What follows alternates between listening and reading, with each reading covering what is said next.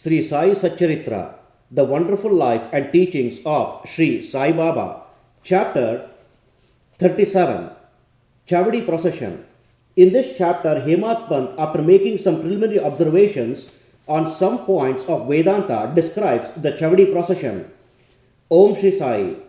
Preliminary. Blessed is Sai's life for his devotees. Blessed is his daily routine. His ways and actions are indescribable.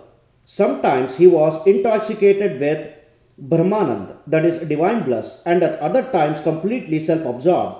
While doing so many things at the same time, he was yet unconcerned with them. Though he seemed at times quite inactive, he was not idle or dozing. He was always abide in his own self. Though he looked calm and placid as the sea, he was deep and unfathomable. Who can describe his ineffable nature? He regarded men as brothers, women as sisters and mothers. He was a perfect celibate, as everyone knows. May the knowledge we got in his company last long unto death. Let us ever serve him with wholehearted devotion to his feet. Let us see him, that is God, in all beings, and let us constantly remember his name. Hemat Pant, after making some lengthy dissertations on some topic of Vedanta which he himself considers as a digression, goes on to describe the Chavadi Procession. Om Shri Sai. Chavadi Procession. Baba's dormitory has been already described.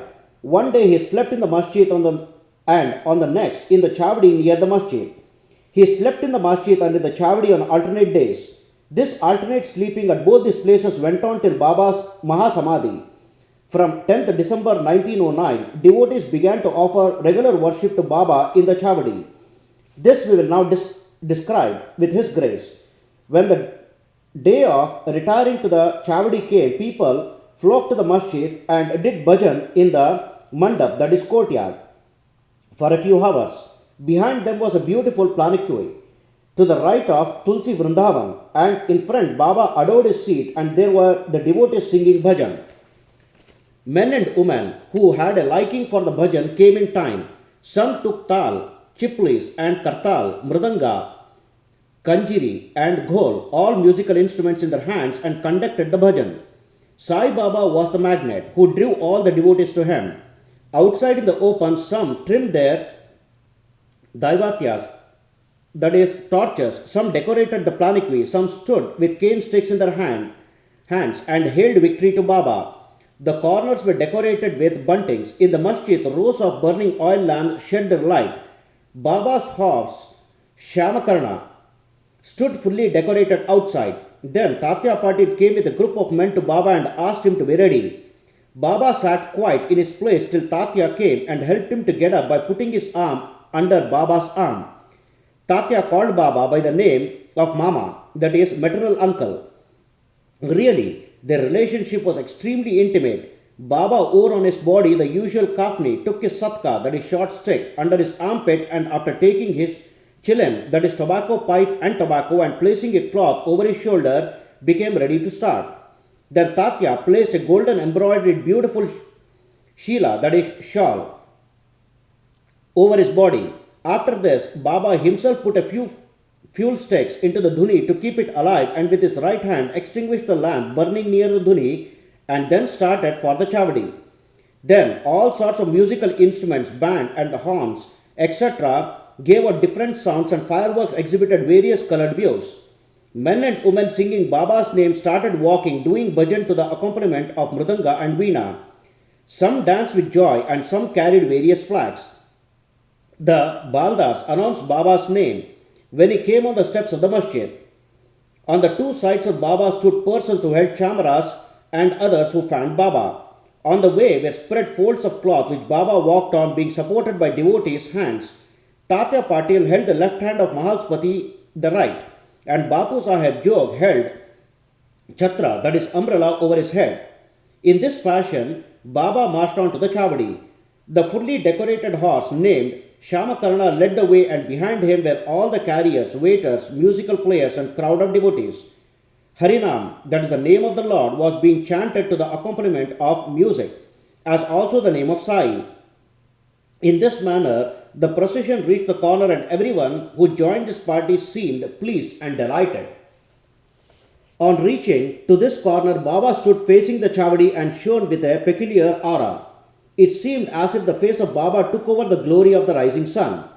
Baba stood there with concentrated mind, facing the north as if he was signaling something. All the instruments played music while Baba moved his right hand up and down for some time. Kaka Sahib Dikshit at this time came forward with a silver plate containing flowers besmeared with gulal, that is red powder, and threw them on Baba's body off and on. The musical instruments played their best at this juncture, and Baba's face beamed with radiance and beauty. And all the persons viewed this luster to their heart's content. Words failed to describe the splendor of the scene. Sometimes Mahalspati began to dance, as if possessed by some deity, but always surprised to see that Baba's concentration was least disturbed. With a lantern in his hand, Tatya Patil walked on Baba's left side and Bhagat Mahalspati on the right, holding in his hand the hem of Baba's garment. What a beautiful procession, and what an expression of devotion! To witness this men and women, poor and rich, folk there. Baba walked at very slow pace. Bhaktas followed on both sides with love and devotion. With joy permeating the whole atmosphere of the place, the procession reached Chavadi. These days are gone now. Nobody can see them in the future, but by remembering and visualizing that sight, we can bring solace and ecstasy to our minds. The Chavadi was also fully decorated with good white ceiling, mirrors, and many sorts of lamps. On reaching there, Tatya went ahead and spread an asan, that is seat cushion, and placing a bolster, made Baba sit there and made him wear angarakha, that is coat. Then the devotees worshipped him in various ways. They put a crown on his head with a tuft above, placed garlands of flowers and jewels round his neck, and marked his forehead with musk mixed vertical lines, as Vaishnava devotees do. They gazed at him for long to their heart's content. They changed his headdress now and then, held it aloft on the head, fearing that Baba might throw it away. Baba knew what the bhaktas wished for and meekly submitted to all their ways without objection. With these adornments, he looked wonderful and beautiful. Nana Sahib Nimonkar held the chatar, that is, state umbrella, with its beautiful pendants which moved in a circle with its supporting stick. Bapu Sahib Jog washed his feet in a silver dish, offered arghya, and worshipped with due formalities. Then besmeared his arms with sandal paste and offered him tambul, that is, betel leaves. Baba sat on the asan, that is, gadi, while Tatya and others kept standing. When Baba sat on gadi, supporting himself against the bolster, devotees on both sides waved chamaras and fans. Shyama then prepared the chillum and handed it over to Tatya Patil, who drew a flame out of it by inhaling a deep breath through his mouth and then gave it to Baba. After Baba had his smoke, it was given to Bhagat Mahalspati, and then it was passed round to all. Blessed was the inanimate chillum. It had first to undergo many ordeals of penance, such as being kneaded by pot makers, dried in the sun and burnt in the fire, and then it had the good fortune to get the contact of Baba's hands and his kiss. After this function was over, devotees put garlands of flowers around his neck and gave him scent and bunch of flowers. Baba, who was an incarnation of dispassion, cared a fig for all these necklaces of jewels and garlands of flowers and other decorations, but out of real love to his devotees, he allowed them to have their own way and to please themselves. Finally, Bapu Sahib Jog waved the arti over Baba. Observing all formalities, and the musical instruments played their auspicious tunes. When this arti was over, the devotees returned home, one by one, saluting Baba and taking his leave.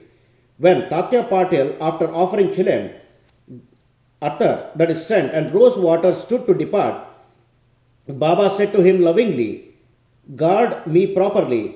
Go if you like, but return sometimes at night and inquire for me." On replying in the affirmative, Tatya Patil left the Chavadi and went home. Then Baba himself prepared his bed.